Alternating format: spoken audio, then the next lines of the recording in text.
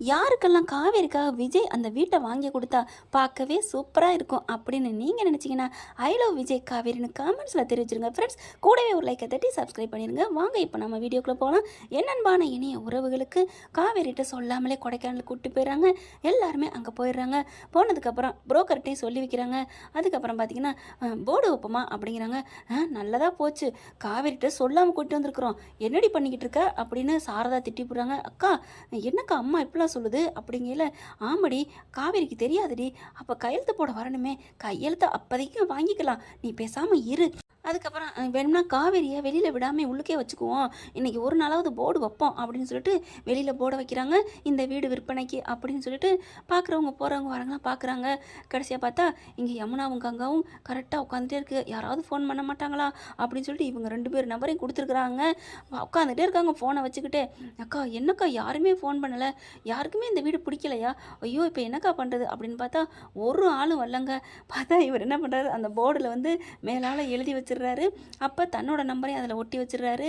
ஒட்டி வச்சதுனால பார்த்துட்டு ஃபோன் பண்ணுறாங்க விஜய்க்கு. ஃபோனை எடுக்கிறாரு. எல்லாரும் சாப்பிட்டுட்டு இருக்காங்க. ஃபோன் வந்தோடனே இந்த காவேரி இந்த வர்றேன் அப்படின்னு போகிறாரு. ஏன்னா இந்த விஷயம் காவேரிக்கும் தெரியக்கூடாது இல்லையா. எங்கே மாமா இங்கேருந்து பேசுங்க. இல்லைடா இங்கே கிடைக்க மாட்டேங்குதுடா சிக்னல் அப்படிங்கிறாங்க. நீங்கள் அட்டன் பண்ணி பேசுங்க மாமா அப்படிங்கிறாங்க. ஹலோ அப்படிங்கிறாரு. ஹலோ ஹலோ ஹலோ சொல்லுடா டே கௌதம் அப்படிங்கல. கௌதம் கௌதம் என்னது ஃபோனை வச்சுட்டேன் அப்படின்னு சொல்லி ஃபோனை வைக்காமலே அப்படியே வெளியில் போகிறாங்க. அந்த பக்கத்தில் இருக்கவங்க, சார் நாங்கள் இந்த வீடு பார்த்தோம், விற்பனைக்குன்னு வந்துருந்துச்சு, அதனால தான் கேட்டேன், நீங்கள் என்னென்னமோ பேசுகிறீங்க, என் பேர் கௌதமே இல்லை சார், என் பேர் ராகேஷ் அப்படிங்கிறாங்க. பார்த்தா சரி சரி தெரியுது அப்படின்னு வெளியில் இங்கிட்டு வந்துடுறாரு. வந்துட்டு சொல்லுங்கள் அப்படிங்கிறாங்க. இல்லை சார் வீடு விற்பனைக்குன்னு போட்டிருந்துச்சு, அதான் எவ்வளவு என்ன ரேட்டு, வாங்கலாமா உள்ளுக்க வரலாமா, நல்லா போச்சு போ நீ வந்துடாதையா அப்படிங்கிறாங்க. என்ன சார் என்னாச்சு அப்படின்னு கேட்க, நாங்கள் வீடு விற்பனைக்குன்னு போட்டிருந்தோம்ல, அது என்னமோ உண்மைதான், வீடு அடுத்தாள்கிட்ட அட்வான்ஸ் வாங்கிட்டோயா, நீ போயா அப்படிங்கிறாங்க. அட்வான்ஸ் வாங்கிட்டீங்களா, அப்புறம் ஏன் சார் இன்னும் போட கரெக்டாக வச்சுருக்கீங்க, எங்கள் தலை எழுத்து இன்னும் போட கரெக்டலை, ஏன்னா 2 பேய்ங்க இருக்குல்ல, அதனால அதை தொட முடியாது, இன்றைக்கி ஒரு நாளைக்கு அந்த போர்டு அங்கே தான் இருக்கும் அப்படின்னு விஜய் சொல்ல, அட என்னங்கய்யா அப்போங்கய்யா அப்படின்னு சொல்லிட்டு வண்டி எடுத்துகிட்டு போயிடுறாங்க. உன்னை நம்பிட்டு நான் வண்டி வேறு நிப்பாட்டி பேசிக்கிட்டு இருக்கேன், முடிஞ்சிச்சுன்னா போர்டை கழட்டி இருங்கய்யா அப்படின்ட்டு போகிறாரு. ஐயோ அப்படின்னு சொல்லிட்டு திரும்புகிறாரு. காவேரி நிற்கிறாங்க. ஐயோ கேட்டாலோ, காவேரி என்னடா, இல்லை ஏதோ அட்வான்ஸ் வாங்கிட்டேன் அப்படின்னு ஏதோ சொன்னீங்களே அப்படிங்கிறாங்க. அட்வான்ஸ் வாங்கிட்டேண்ணா, டே அப்படிலாம் சொல்லலையடா. இல்லை பாஸ் நீங்கள் சொன்னீங்க, நான் அட்வான்ஸாக நான் வாங்கி வச்சுக்குவேன், உள்ளான அதாவது அறிவுபூர்வமான எந்த இதாக இருந்தாலும் அட்வான்ஸாக வாங்கி வச்சுக்குவேன் அப்படின்னு ஒரு உள்ள அர்த்தத்தை உள் வாங்குறத சொன்னேன்டா. ஓ அட்வான்ஸாக வாங்கி வச்சுக்குவேன்னு சொல்கிறது ஐடியா கலையா, பரவாயில்ல பாஸ், நீங்கள் ஒரு ஆள் தான் டிஃப்ரெண்ட்டாக இருக்கீங்க பாஸ், ஓகே பாஸ் நான் வரேன் அப்படின்னு சாப்பிட்றத விட்டுட்டு வந்தேன், நீங்கள் இங்கிட்டு வரீங்களேன்னு உங்கள் முகத்தை பார்க்கல ஒரு மாதிரியாக இருந்துச்சா, அதனால தான் வந்தேன் பாஸ், வேறு ஒன்றும் இல்லை அப்படின்னு போகிறாங்க. ஐயோ பச்சை மண்ணாக இருக்கல என் பொண்டாட்டி, பட்டப்பேர் கவுண்டம் ஸ்டார்டிங் அப்படின்னு சொல்லலாம், அந்தளவுக்கு இப்போ பச்சை மண்ணுன்னு பேர் வச்சுட்டாரு. இப்போ என்ன பண்ணுறது, ஃபோனாக வந்துட்டுருக்கே, நம்ம நம்பரையும் கொடுக்காம விட்ருவோமா, நம்ம நம்பர் கொடுக்கலன்னா வீட்டுக்குள்ளே வந்தாலும் வந்துடுவாங்க, இந்த 2 பக்கிகளுக்கு நான் பயப்படுவேனா இல்லை என் தங்கத்துக்கு நான் அட்ஜஸ்ட் பண்ணுவேனா சமாளிப்பேனா ஒன்றும் புரியலையே அப்படின்னு பயப்படுறாரு. அடுத்து பார்த்தா சாரதா என்ன தம்பி அப்படின்னு கேட்க நடந்ததை பூரா சொல்கிறாங்க. பாவம் தம்பி, நீங்கள் உரலுக்கு ஒரு பக்கம் இடினா மத்தளத்துக்கு 2 பக்கம் இடி, கரெக்டாக 3 பேருமே என்ன மத்தளத்துக்கு 2 பக்கம் இடினா யார் இப்போ இடி வாங்கிட்டு இருக்கிறது அப்படின்னு கேட்க, அதெல்லாம் ஒன்றும் இல்லடி, புருஷன் பொண்டாட்டிங்க சந்தோஷமாக இருந்தால் ஒரு பக்கம் இடி மாதிரி, சந்தோஷம் இல்லைன்னா 2 பக்கம் இடின்னு சொல்லிகிட்டு இருந்தேன், இப்போ யார் சந்தோஷமாக இல்லாமல் இருக்கா, காவேரி அம்மா போறியா, தம்பி இவளை கூட்டிகிட்டு போங்க தம்பி ரூமுக்குள்ளே, என்னை போட்டு படுத்தி எடுக்கிறா, இவளை வாயை கொஞ்சம் சாத்துங்க, அடங்க கூட்டிகிட்டு போய் அப்படிங்கிறாங்க. ஆகா என் மாமியாலே பர்மிஷன் கொடுத்துருச்சே, காவேரி வா வா வா அப்படின்னு அலேக்கா தூக்கிடுறாரு. மாமா விடுங்க, நடக்காது, உன் அம்மாவே சொல்லி வச்சு தூக்கிட்டு போக சொல்லி, தூக்கிட்டு மட்டும் போக சொல்லலை, அழகா வாயை அடைக்க சொல்லியிருக்காங்க, வா வா வா அப்படின்னு கூட்டிகிட்டு ஓடுறாரு. கர்மம் அப்படின்னு அடிச்சுக்குதுங்க. உள்ளார போயிட்டு டக்குன்னு கதவை சாத்துறாரு. என்ன பாஸ் என்ன நடக்குதுங்க, என் மாமியார் சொன்னது மந்திரம், அதை நான் தட்டியிருக்கேன், இப்போ உங்களை யார் என்ன சொன்னா, இப்போ என்ன சொன்னாங்க, உள்ளுக்குள்ளே போய் கூட்டிகிட்டு போய் அவள் வாயை சாத்துன்னு சொன்னாங்க. வாயை சாத்துனா என்னை திறக்க விடாமல் சொல்லியிருப்பாங்கப்பா, ஆமாம் உன்னை வாயை திறக்க விடாமல் பண்ணணும்னா என்ன பண்ணணும், முத்தம் கொடுத்தா தானடி நீ வாயை திறக்காமல் இருப்ப அப்படின்னு சொல்லிட்டு, ஐயோ வேணாம் அப்படின்னு ஓட பார்க்குறாங்க. அதெல்லாம் முடியவே முடியாதுன்னு இழுத்து பிடிச்சி முத்தம் கொடுத்துட்றாரு. இங்கே காவேரினால ஒன்றுமே பேச முடியல. அடுத்து இங்கே யமுனாவும் கங்காவும் என்னக்கா யாருமே கால் பண்ணலை ஒன்றும் புரியலையக்கா அப்படின்னுட்டு இருக்காங்க. 2 பேரும் சரி வெளியில் போமா அங்கே இல்லை சாரதா ஐயோ போனால் நம்பரை கண்டுபிடிச்சிருவாளுகளே அப்படின்ட்டு ஏய் நில்லுங்கடி அப்படின்னு சொல்ல என்ன அப்படிங்கல எங்கே போகிறீங்க நாங்கள் எங்கேயோ போகிறோம் போனால் 3 பேர் ஒன்றா போங்கடி அப்படின்னு வேக வேகமாக போய் கதவை தட்டுனோன்னே ஏமா அவங்கள போய் கதவை தட்டுற அவங்கள டிஸ்டர்ப் பண்ணாதம்மா அவங்க ரோமியோ ஜூலியட்டு கொஞ்சிக்கிட்டு இருப்பாங்க அப்படிங்கிற கரெக்டாக கதவை தட்டினோன்னே 2 பேரும் ஒன்றாவே வர்றாங்க உரசிக்கிட்டு சொன்னோம்ல பாத்தியா ஏய் உங்களுக்கு ஏன்டி கண்ணு வைக்குது சும்மா இருங்கடி அப்படின்ட்டு தம்பி வெளியில் போகிறேங்கிறாங்க எல்லாரும் கொஞ்சம் போயிட்டு வரீங்களா அப்படிங்கிறாங்க போர்டெல்லாம் வச்சுருக்குறோம் அவங்க ஃபோன் பண்ணுறாங்களா இல்லையான்னு போகிற வரவங்கட்டுக்கு தெரியலையில ஐயோ போர்டு வச்சுருக்கோம் நம்பர் போட்டிருக்கோம் அப்படின்னு அழுத்தி சொல்லுதான் ஐயோ நம்ம நம்பரில் கொடுத்துருக்குறோம் தெரிஞ்சு போயிருமே அப்படின்னு சொல்லிட்டு கங்கா கோதாவரி நீங்கள் இருங்க நான் போய் உங்களுக்கு சூடாக ஏதாவது பச்சி வாங்கிட்டு வரேன் அதெல்லாம் ஒன்றும் வேணாங்க அட நீங்கள் சும்மா இருங்க அப்படின்னு வேகமாக ஓடுறாரு ஓடி போயிட்டு தான் நம்பரை எழுதியிருக்காரு இல்லையா அதை பிரித்து விட்றாரு அதுக்கப்புறம் கடைக்கு போயிட்டு வாங்கிட்டு வரலாம் 2 பேரும் வெளியில் வர்றாங்க அடுத்து பார்த்தீங்கன்னா இங்கே 3 பேர் வெளியில் போகிறாங்க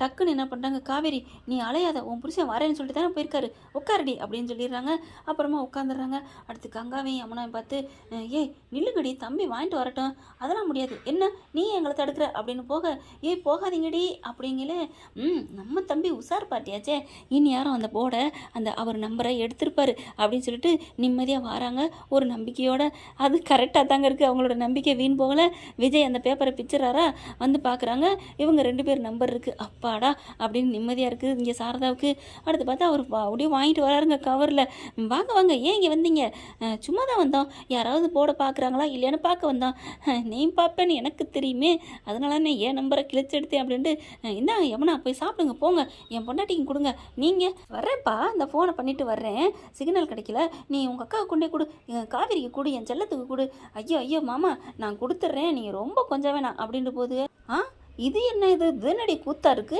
என் பொண்டாட்டியை நான் கொஞ்சறதுக்கு இவளுக சிலுத்துக்கிற அழுக நல்லதுக்கே காலம் இல்லை அப்படின்னு சொல்லிட்டு போகிறது தெரிஞ்சுட்டு டக்குன்னு தன்னோட நம்பரை எடுத்து அதில் ஒட்டிடுறாரு பொழுதுக்கு இருந்து பார்க்குதுங்க ஃபோனே வரல உள்ளுக்க போயிட்டு பார்த்தா பச்சையெல்லாம் கொடுக்குறாங்க எனக்கு வேணாம் அப்படிங்கிறாங்க காவேரி ஏய் தின்னடி ரொம்ப பண்ணாதடி அப்படிங்கல அப்படி பார்க்குறாங்க வாசலே அக்கா உனக்கு தெரியலையா அவங்க மூடி இல்லாமல் ஜாடி இருக்க மாட்டாங்க என்னடி சொல்கிறேன் எக்கா உனக்கு புரியலையா ஓ விஜய் இல்லாமல் அவங்க சாப்பிட மாட்டாங்கன்னு சொல்கிறியா அப்படிங்கல இல்லைன்னு விஜய் வராரு ஜாலியாக பார்க்குறாங்க அதான் வந்துட்டார்ல இனி போய் தாங்குவார் கொஞ்சுவார் கொடுத்து வச்சவர் இதே எத்தனை வாட்டி தான் சொல்லுவாளுன்னு தெரியல விஜய் வந்துடுறாங்க எங்கே என் பொண்டாட்டிக்கு அப்படின்னு சொல்லிட்டு வாங்கிட்டு போய் இந்த நச்சலம் நீ சாப்பிட்றா அப்படின்னு சொல்லி கொடுக்க எனக்கு வேணாம் எனக்கு என்னமோ தெரில மனசு ஒரு மாதிரியா இருக்குது அப்படிலாம் சொல்லக்கூடாது இதை சாப்பிடு மனசு சரியாக போயிடும் அப்படிங்கிறாரு விஜய் அடுத்து பார்த்தீங்கன்னா இங்கே காவேரி கங்காவுக்கும் யமுனாவுக்கும் ஃபோன் வருது என்ன ஃபோன் வருதுன்னு விஜய் பார்க்குறாங்க இடத்துக்கு இந்த வீடு இந்த மாதிரி போர்டு பார்த்தேம்மா நீங்கள் விற்க போகிறீங்களா அப்படின்னு கேட்க ஆமாம் சார் ஆமாம் அப்படிங்கிறாங்க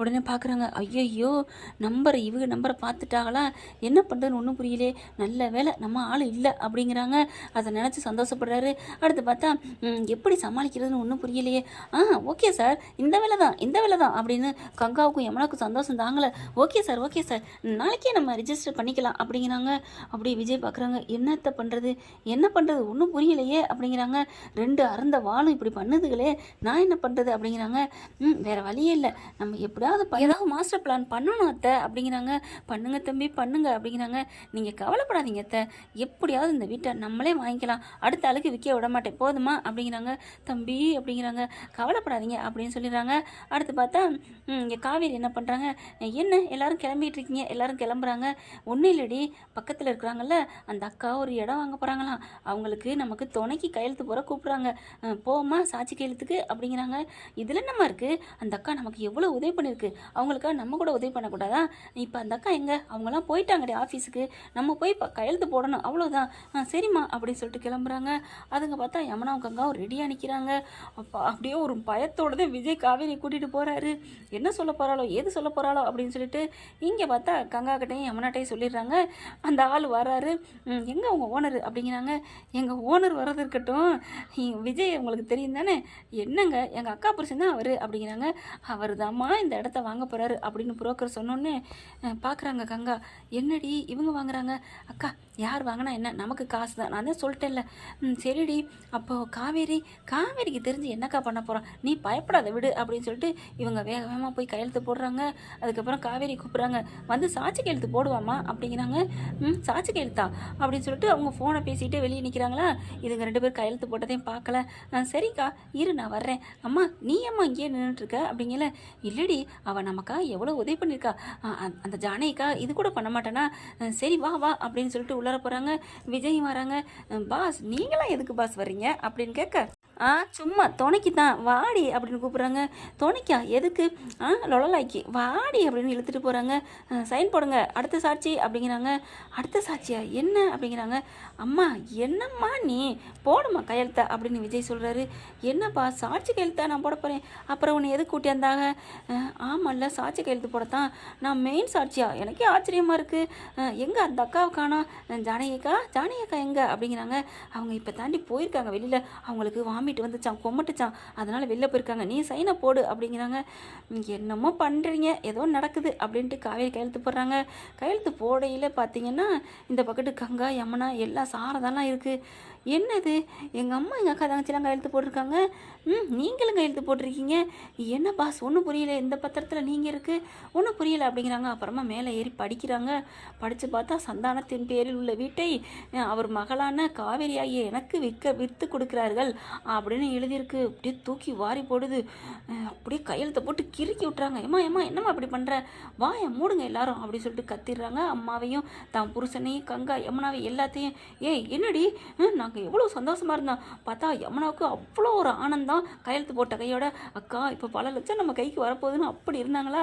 எல்லாத்துலேயும் மண்ணலி போட்டதுனால இப்படி பண்ணிட்டியடி. ஆமாடி உனக்கு நல்ல சொகுசான வாழ்க்கை அமைஞ்சிருச்சு, நீ இப்படி பண்ணிட்ட, நான் என்னடி பண்ணுவேன், ஏண்டி இப்படி எனக்கு கல்யாணத்தை பண்ணி வச்சு கருமாதியம் பண்ணுறான் அப்படி இப்படின்னு கத்துறாங்க.